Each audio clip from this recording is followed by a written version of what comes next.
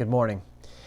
Today we're in Psalm 130. It's a confessional psalm. The psalmist is using it to kind of work through his own stuff, but he also kind of is aware of, at the corporate level, at the fact that he's a part of a nation, the sin of the nation. We're going to read it now, and then we'll talk through it. Out of the depths I cry to you, Lord. Lord, hear my voice. Let your ears be attentive to my cry for mercy. If you, Lord, kept a record of sins, Lord, who could stand? But with you there is forgiveness, so that we can, with reverence, serve you. I wait for the Lord, my whole being waits, and in his word I put my hope.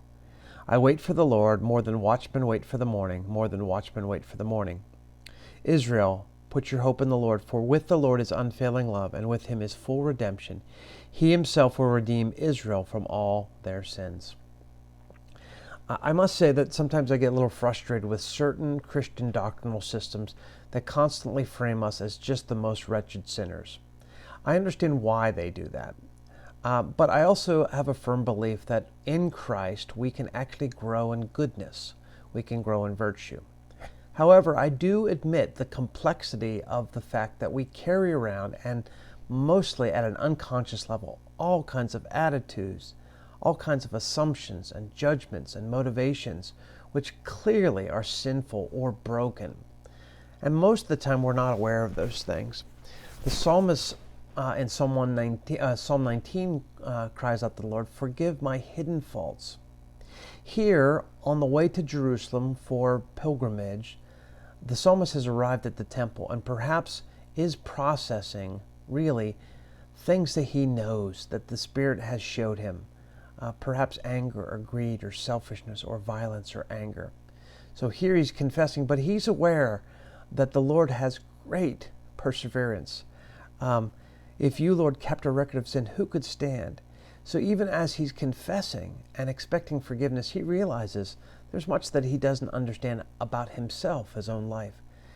He is confident in the Lord's patience and goodness and forgiveness and long-suffering. It's a beautiful testimony.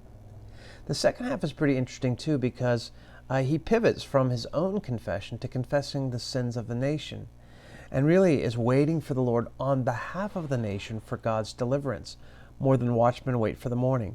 He instructs Israel to put your hope in the Lord, because the Lord has unfailing love, and with him is full redemption, and his belief that God would indeed redeem Israel from her sin.